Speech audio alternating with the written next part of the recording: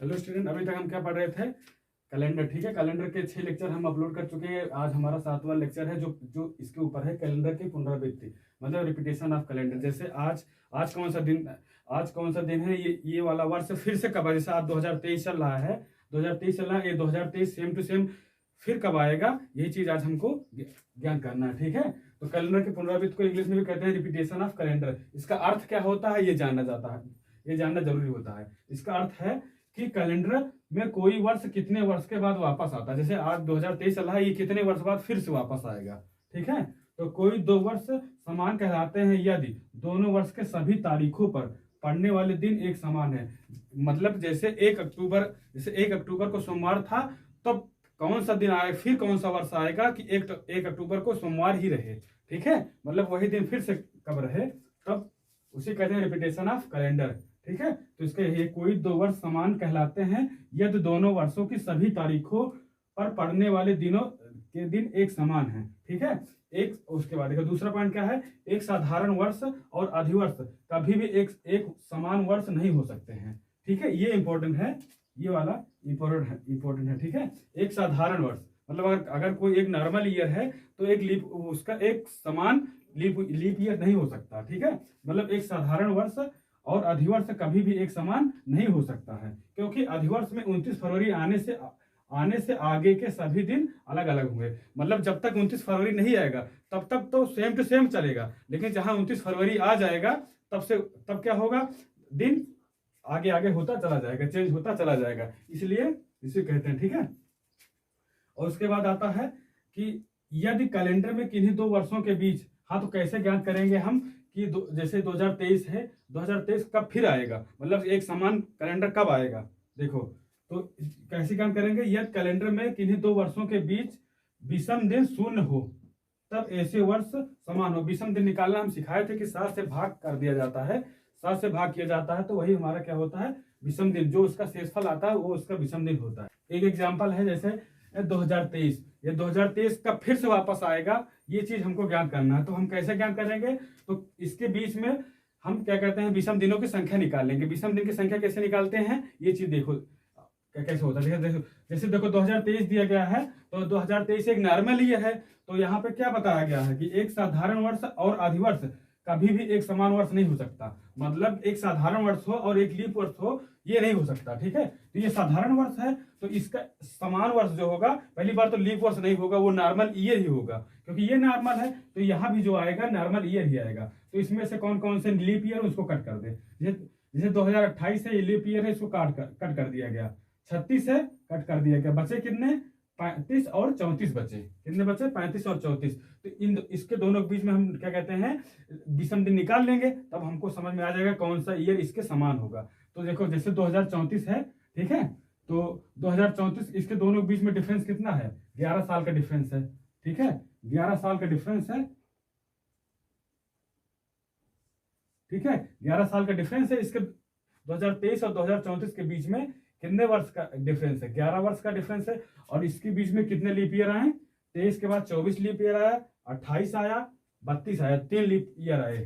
ठीक है, तो 3 लीप ईयर आया, कौन से, 24, 28 और 32, तो सब मिला कितने हो गए, 14 हो गए। ठीक है, 14 हो गए। 14 को 7 से भाग कर दिया जाएगा, तब क्या, तो हमारा जो शेषफल बचेगा वो 0 बचेगा। ठीक है, शेषफल कितना बचेगा, 0 बचेगा। जब 0 बचेगा तो यही तो कह रहा है यहाँ पे, यदि कैलेंडर में किन्हीं दो वर्षों के बीच विषम दिन शून्य हो तब ऐसे वर्ष समान वर्ष कहलाएंगे। देखो इसके विषम दिन कितने आ गए, शून्य आ गए ना, तब ये इसका मतलब इसका आंसर ये 2034 है।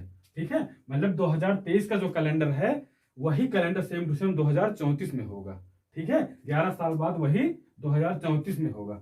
ठीक है, आइए दूसरा क्वेश्चन, एक क्वेश्चन और देखते हैं।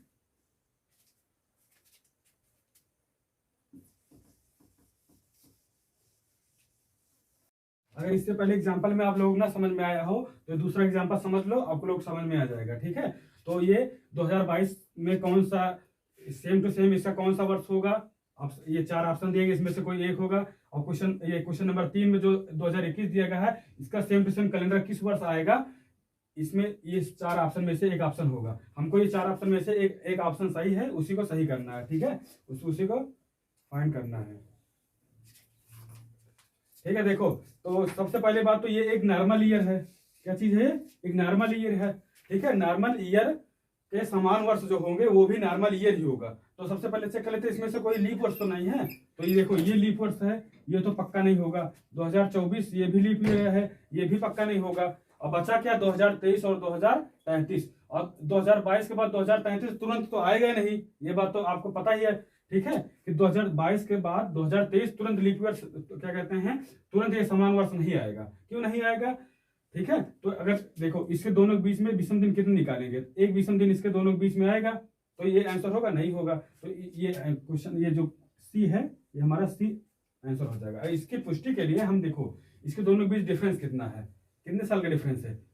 22 से 33 जा रहा, मतलब 11 साल का डिफरेंस है। ठीक है, 11 साल का डिफरेंस है, 11। और इसमें दोनों के बीच में कितने लीप वर्ष आए? 22 के बाद 24 लीप वर्ष आया, 28 आया और 32 आया, 3 लीप ईयर आए। तो 11 3 14। ठीक है, कितने आ गया? 14। 14 को 7 से भाग कर देंगे, क्या आएगा? हमारा शेषफल 0 आ जाएगा। ठीक है, और जहां शेषफल 0 आ जाए समझ लो उसके समान वर्ष है। ठीक है, तो 2022 के समान वर्ष कौन सा होगा? 2033। वहां भी 11 साल का डिफरेंस आया था, यहाँ भी 11 साल का डिफरेंस आया। ठीक है, अब इसमें आते हैं। देखो ये क्वेश्चन नंबर 3 में देखो क्या क्या कह रहा है। क्वेश्चन नंबर 3 में 2021 दिया गया है। 2021 के समान वर्ष कौन सा होगा, ये चीज पूछा जा रहा है कि 2021 के समान वर्ष कौन होगा। ठीक है, तो 2021 एक कौन सा ईयर है? एक नॉर्मल ईयर है।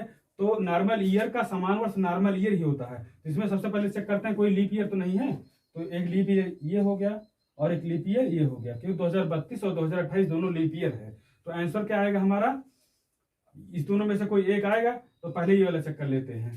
देखो तो 2021 और 2027 के बीच में डिफरेंस कितने साल का है? 6 वर्ष का है। ठीक है, और इसमें से 21 और 27 के बीच में कितने लीप वर्ष आएंगे? ठीक है, और उस जितने लीप वर्ष आएंगे उसमें जोड़ देंगे। तो 21 के बाद 24 लीप ईयर आया, 24 प्लस एक ही लीप ईयर आ रहा है ना, तो 6 1 7, टोटल मिला कितने हो गए? 7। 7 को 7 से भाग कर दिएगा, हमारा शेषफल क्या आ जाएगा? 0 हमारा शेषफल आ गया।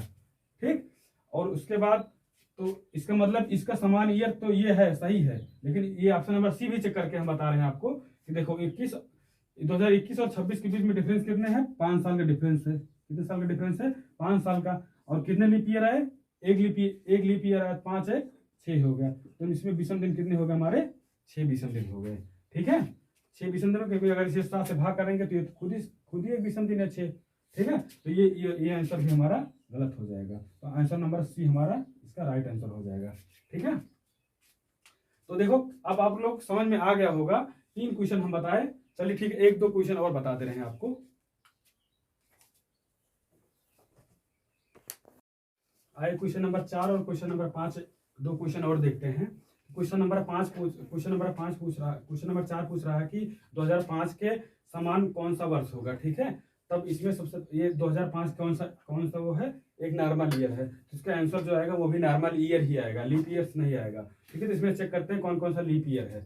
2016 लीप ईयर, इसको कट कर दो। 2008 लीप ईयर, इसको कट कर दो। बचा 2010 और 2011। तो इन दोनों में हम क्या करते हैं, जो हमारा बेसिक कंसेप्ट है उसको लगा के हम फाइंड करते हैं। ठीक है, तो 2010 वाले में अगर पता करते हैं तो 2005 में से 2010 के बीच में कितने साल का डिफरेंस है? 5 साल का डिफरेंस है, तो 5 लिख दिए। और 2005 और 10 के बीच में कितने वर्ष का कितने लीप ईयर आए? 5 और 10 के बीच में सिर्फ एक लीप ईयर आया, जो है हमारा 2008 है। ठीक है, तो एक लीप ईयर आया, जोड़ के कितना हो गया? 6 हो गया। 6 को 7 से भाग करेंगे तो हमारा शेषफल ही 6 आ जाएगा। तो ये तो नहीं होगा, ये भी नहीं, क्योंकि हमारा शेषफल 0 नहीं आ रहा है। तो अब 2011 चेक करते हैं। 5 और 11 के बीच में कितने साल का डिफरेंस है? 6 साल का डिफरेंस है। और 5 और 11 के बीच में कितने लीप ईयर आएगा? एक लीप ईयर है। कौन सा लीप ईयर आएगा? 2008 आएगा। ठीक है, 6 1 7 हो गया। ठीक है, और 7 को 7 से भाग करेंगे, हमारा शेषफल जो आएगा, विषम दिन की संख्या आएगी वो 0 आएगी। इसका मतलब कि विषम दिन की संख्या 0 आ गया। तो 2005 के सेम कैलेंडर कौन सा होगा? 2011।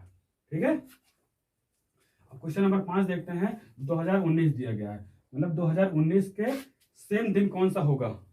सेम कैलेंडर कौन से वर्ष का होगा? ठीक है, तब हमारा आंसर देखो एक नॉर्मल ईयर है। सबसे पहले बात तो यही चेक करते हैं इसमें से कौन सा नॉर्मल ईयर है। तो नॉर्मल ईयर जब चेक करते हैं कि देखो इसमें कौन देखो ये नॉर्मल ईयर है।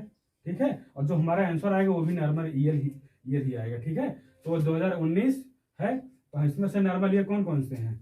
तो 2025 नॉर्मल ईयर है, 2030 है, 24 और 28 दोनों कौन से हैं, ये लीप ईयर हैं। तो ये 25 और 30 में से कोई एक हमारा आंसर होगा। इसको चेक करने के लिए क्या आ रहा है, इसको चेक करने के लिए हम क्या करेंगे, पहले डिफरेंस निकालेंगे। 19 और 25 के बीच में 6 साल का डिफरेंस है, 6 साल का डिफरेंस है, 6 निकालिए, ठीक है। तो 19 6 25, ठीक है। अब इन दोनों के बीच में कितने लीप ईयर आए, तो 2 लीप ईयर आए। देखो एक 20 आया 2020 और एक 2024 आया, ठीक है। तो 2 लीप ईयर आया, तो सब मिला के क्या हो गया, 8 हो गया। 8 को 7 से भाग करेंगे, हमारा जो विषम दिनों की संख्या आएगी 1 आएगी। 0 तो आया नहीं, इसका मतलब ये भी गलत। अब बचा क्या, 2030, तो यही आंसर हो गया, ठीक है। आंसर हमारा कौन सा हो गया, डी। लेकिन इसकी पुष्टि के लिए देखो सॉल्व करते हैं। 2019 और 2030 के बीच में कितने वर्ष का डिफरेंस है, 11 साल का डिफरेंस है। 11 साल का डिफरेंस है। कितने लीप ईयर है, 2019 के बाद क्या आया, 2024 आया, नहीं 20 आया, फिर 24 आया, फिर 28 आया, ठीक है। 3 लीप ईयर आए, तो 11 3 14 हो गया। और 14 को 7 से भाग किए, तब हमारा जो विषम दिनों संख्या आ गई 0 आ गई, ठीक है। विषम दिनों संख्या कितना आ गया, 0 आ गया। तब हमारा आंसर कौन सा होगा, 2030, क्लियर आंसर, ठीक है। ये हो गए हमारे 5 क्वेश्चन। तो इसमें से आप लोग अगर देखे होंगे तो 2 चीज देखे होंगे। अगर हम 5 क्वेश्चन आप अगर अच्छे से पढ़े हैं तो दो चीज आपको ध्यान देना, या तो डिफरेंस कितना आ रहा है, 11 वर्ष का आ रहा है, या तो 6 वर्ष का डिफरेंस आ रहा है। देखो यहाँ पे कितने वर्ष का आया था, यहाँ पर देखो 6 वर्ष का डिफरेंस आया था। देखो 2005 के बाद 6 11 हो गया, और यहाँ पर 19 के बाद 19 11 30, या तो 11 साल का डिफरेंस आ रहा है, तो 6 साल का डिफरेंस आ रहा है। तो हमारी शॉर्ट ट्रिक होती है, या तो 11 साल का आता है, या तो 6 साल का आता है। लेकिन कब 11 साल का आता है, कब 6 वर्ष का आता है, ये पहचानने के लिए आइए पहचानते हैं। कैसे पहचानते हैं कि कब 11 साल का डिफरेंस आएगा और कब 6 साल का डिफरेंस आएगा, ठीक है। आइए देखते हैं। देखिए जो हम शॉर्ट ट्रिक बता रहे थे आप लोगों के लिए, अभी तक जो हम बताए वो बेसिक कंसेप्ट था, ठीक है। बेसिक कंसेप्ट ये होता है कि जैसे हम पेपर में शॉर्ट ट्रिक को भूल गए, तब हम बेसिक कंसेप्ट लगा के आंसर ला सकते हैं, ठीक है। थोड़ा टाइम जरूर लगेगा, 5-10 सेकेंड, ठीक है। लेकिन अगर शॉर्ट ट्रिक हमको मालूम रहेगी तब हम तुरंत लगा सकते हैं, ठीक है। तो इसको कहते हैं शॉर्ट ट्रिक। क्या कहते हैं, शॉर्ट ट्रिक। कैसे निकालते हैं शॉर्ट ट्रिक, ठीक है। देखो जैसे कोई नॉर्मल ईयर है, ठीक है, नॉर्मल ईयर है, तब क्या आएगा, तब या तो 11 साल बाद आएगा, या तो 6 साल बाद आएगा, ठीक है। तो कब 11 साल का आएगा, कब 6 साल का आएगा, इसको कैसे क्या करना है, जैसे कोई लीप ईयर है, लीप ईयर के बाद वाला साल दिया गया है, लीप ईयर के अगर बाद वाला साल दिया, जैसे देखो ये 2016 लीप ईयर है, 2016 के बाद 2017 आया, तो 2017 था, इससे पहले क्या आया था 2016 जो आया था वो लीप वर्ष है। मतलब इसके पहले अगर लीप वर्ष आया हो तो 6 साल बाद आएगा, ठीक है। जैसे 2017 है, 17 के बाद 6 जोड़ दो, 17 6 23, तो ये जो हमारा आंसर होगा 23 हो जाएगा, ठीक है। तब 6 साल बाद आएगा। अगर कोई लीप ईयर्स के बाद आ रहा है, ठीक है, जैसे 2005 दिया गया, ठीक है, 2005 अगर दिया गया है, तो इससे पहले कौन सा ईयर था, 2004 था, इससे पहले 2004 था जो लीप ईयर था, ठीक है। तब इसमें 6 साल जोड़ेंगे, तो 5 में 6 जोड़ दो 11, ये हमारा आंसर हो जाता है। आप बेसिक कंसेप्ट लगा के भी चेक कर लीजिएगा, आंसर हमारा यही आएगा, ठीक है। तो क्वेश्चन नंबर 3 में देखो, ये हमारा क्या है, 1990 है। इससे पहले कौन सा आया था, 1989 आया था, ठीक है। इससे पहले कौन सा आया था, 1989 क्या लीप ईयर है, नहीं लीप ईयर है। अगर लीप ईयर नहीं है उससे पहले वाला, तब हम 11 वर्ष बढ़ाएंगे, तो 1990 में 11 जोड़ तो 2001 हमारा आंसर हो जाएगा। 11 वर्ष जोड़े, मतलब कब 11 जोड़ना है और कब 6 जोड़ना है, ये चीज कैसे पहचानते हैं। अगर उससे पहले लीप ईयर आया है, जो साल दिया गया है उससे पहले अगर लीप ईयर आया है, तब हम 6 साल जोड़ेंगे, ठीक है। अगर उससे पहले लीप ईयर नहीं आया है तो हम 11 साल जोड़ेंगे, ठीक है। तो इसका काम तमाम हो गया, ठीक है, इस वाले क्वेश्चन का, ठीक है। ये होता है शॉर्ट ट्रिक, ठीक है। तो नॉर्मल ईयर में क्या करते हैं, या तो 11 साल आगे होता के बाद आता है, तो 6 साल बाद आता है समान वर्ष, ठीक है। और कब 11 आता है, कब 6 आता है, हम आप लोगों को बता दिए। फिर से बता दे रहे हैं, अगर कोई जो वर्ष दिया गया उससे पहले लीप ईयर आया है, उससे पहले वाला वर्ष लीप ईयर है, तब हम 6 प्लस करेंगे। अगर क्या कहते हैं, हाँ इसमें 2004 है, देखो 2005 था, उससे पहले लीप ईयर था, तब फिर हम 6 बढ़े, 5 6 11 हो गया, यहाँ पर 17 6 23 हो गया, ठीक है। लेकिन इससे पहले देखो 1989 है, तब ये क्या है, लीप ईयर नहीं है 1989, तब इसमें कितना जोड़ेंगे, 11 जोड़ेंगे। तो 1990 में 11 जोड़ दोगे क्या आ जाएगा, 2001, इसका आंसर हो जाएगा। अब बच रहा है लीप ईयर का, लीप ईयर में कोई फंडा नहीं चलता है। लीप ईयर में सिर्फ एक ही फंडा चलता है कि अगर लीप ईयर है तो लीप ईयर कब समान होगा, 28 कितने साल बाद, 28 वर्ष बाद हमारा समान हो जाएगा।